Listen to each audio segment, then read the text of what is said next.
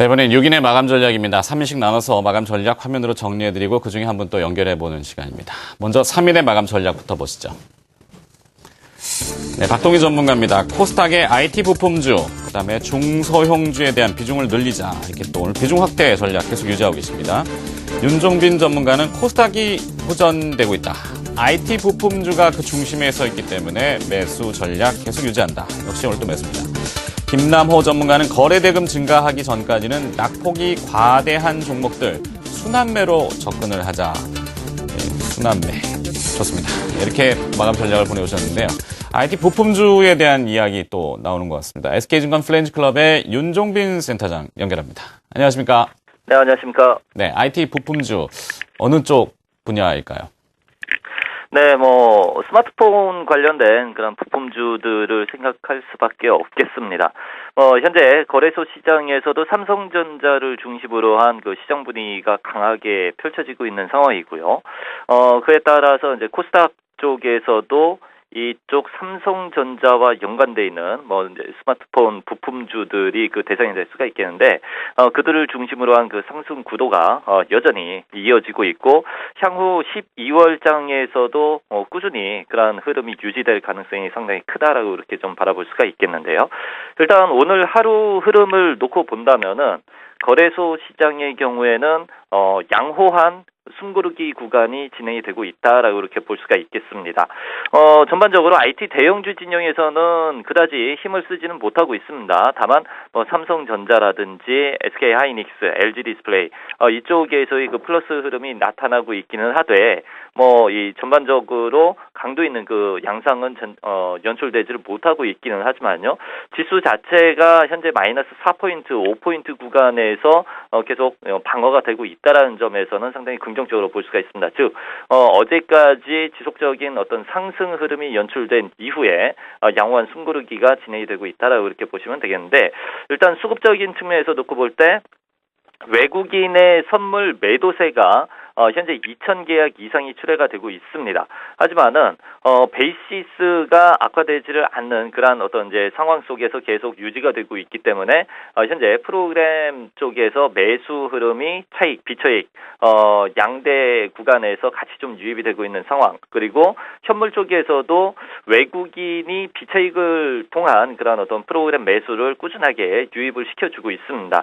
이렇게 수급적인 상황에서 좀 받쳐주는 그러한 매수 흐름이 진행이 되고 있기 때문에 지수가 크게 흔들리지를 않고 있다라고 이렇게 바라보시면 되겠고 다만 지난주 한 주 동안 좀 강도 있는 그런 반등 양상을 보여줬었던 기존의 낙폭 과대주들 건설이라든지 조선, 화학, 철강 이런 진영에서는 기술적 반등이 어느 정도 완료가 된 그런 어떤 인상을 많이 보여주고 있습니다. 때문에 낙폭 과대주 진영이 아닌 IT 대형주 진영으로 다시 시장에서의 관심이 많이 좀 쏠리고 있는 그런 상황이고요. 이들 이제 낙폭 과대주에서 지난주 구간에서 아직까지 상승하지를 못했었던 그런 종목들이 있습니다. 대표적인 게 이제 두산 중공업이라든지 이런 종목들이 될 수가 있겠는데 이들 종목들의 경우에는 또 순환 상승 흐름이 좀 단발적으로 계속 좀 나타나고 있는 그런 상황이 거래소 시장에서 나타나고 있습니다. 일단 1930포인트만 붕괴되지 않는다면은 추가적인 상승 시도가 충분히 나와줄 수 있는 그런 분위기를 좀 확고하게 갖추고 있다라고 이렇게 평가를 내려볼 수가 있겠고요. 코스닥 시장이 오늘 상당히 좀 수급이 많이 돌아선 그런 분위기를 보여주고 있습니다. 특히 외국인의 매수세가 286억이나 유입이 되고 있고 기관 쪽에서도 125억이 같이 동반으로 좀 유입돼주면서 지수 500포인트를 탈환을 했습니다. 차트 구도상에서 다시 좀 이 완연한 상승 추세로 전환을 시켜주는 그런 모습을 띠고 있기 때문에 상대적으로 코스닥 쪽에 시장 분위기가 많이 좀 쏠려 있다라고 이렇게 바라볼 수가 있겠고요. 그러한 어떤 분위기가 IT 부품주 진영에서 1차적으로 잡히고 있는 그런 상황입니다. 그래서 멜파스라든지 플렉스컴이라든지 이런 종목들이 강도 있는 그 상승세 연출이 되고 있고 이외에 그동안 좀 많이 조정세가 연출이 됐었던 바이오, 엔터테인먼트 그리고 모바일 게임주 이쪽 진영에서의 저가 매수세도 활발하게 유입이 되고 있는 그런 모습을 띠고 있습니다. 결국 코스닥 지수는 다시 한번 수급이 양호하게 전개가 된다라면은 지수가 515포인트 수준까지 추가적인 반등이 나와줄 수 있는 그런 가능성을 열어놨다라는 측면에서 현재 상황은 거래소 쪽보다는 코스닥 시장 쪽에 무게 중심을 더 실을 필요가 있다라고 그렇게 생각을 가져야 되겠고요. 그 대상은 역시 시장을 주도해주는 구간이 IT 진영이기 때문에 IT 부품주를 중심으로 해서 매수에 나서시는 그러한 전략 말씀을 드리도록 하겠습니다. 네, SK증권 프렌즈클럽 윤종빈 센터장의 마감 전략 들어봤습니다. 고맙습니다. 나머지 3인의 마감 전략도 화면으로 정리해서 보여드리도록 하죠. 화면 보시겠습니다. 네, 김춘석 전문가입니다. 반도체와 OLED 장비 관련주, 최근에 수주 이야기가 계속 나오고 있는데 매수가 유효하다 이렇게 마감 전략을 보내오셨습니다. 이건상 전문가는 종가에 관심을 갖자, 모바일 게임과 여행, 엔터테인먼트 관련주, 그래서 종목은 게임빌, 컴투스, 하나투어, YG엔터 이렇게 또 보내오셨군요. 김우신 전문가는 코스피 대형주와 휴대폰 부품주, 이쪽에 관심을 두겠다고 하십니다. 구체적으로 어떤 기업인지 한번 들어볼까요? 동해안증권의 김우신 부장 연결합니다. 안녕하십니까? 네, 안녕하십니까. 반갑습니다. 네. 휴대폰 부품주가 되게 많지 않습니까? 상당히 많은 네, 편인데 그렇습니다. 어느 쪽을 보고 계십니까? 요즘 케이스 업체들 상당히 유망하던데요. 네, 일단 뭐 휴대폰 부품주들의 주가 상승의 원동력은 상당히 실적이 호전되는 그런 부분이라고 볼 수가 있겠죠. 제가 지금 말씀드리는 내가 말씀드렸던 휴대폰 부품주 지속 관심이라는 이런 부분들도 역시 실적에 그 바탕을 하고 있다라고 좀 판단을 좀 하고 보시는 것이 좋을 것 같습니다. 그러니까 그동안에 좀 상승세가 좀 오른 가파랐던 그런 종목들이 비교적 그 어떤 실적 개선의 속도에 비해서 다소 조금 오버슈팅하는 그런 감이 없지 않아 있어 보인다라는 관점에서 본다면 아직까지 어떤 실적 개선 속도가 지금 현재 주가에 크게 반영되지 않은 종목들도 꽤 있다라고 좀 판단이 되고 있죠. 예를 들어서 뭐 디지털 옵틱 같은 경우에도 역시 지금 현재 시가총액이 한 950억 정도밖에 되지 않고 있는 그런 상황에서 실적이 상당히 호전되는 그런 종목이라고 볼 수가 있겠고요. 그다음에 디스플레이텍 같은 경우에도 상당히 실적이 호전되는 그런 종목들 중에서 일단 시가총액이 좀 작은 그런 모습이라고 볼 수 있겠습니다.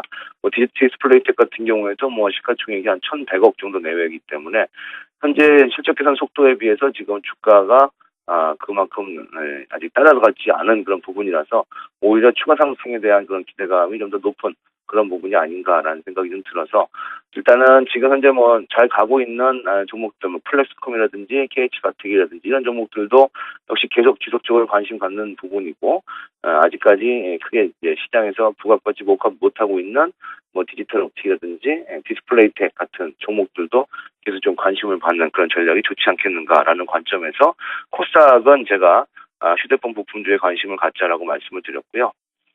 코스피 대형주들은 그렇습니다. 이제 올해 한 해 동안은 코스피 대형주를 보유하고 있으면 사실은 그렇게 재미없었던 그런 한 해라고 볼 수가 있겠죠.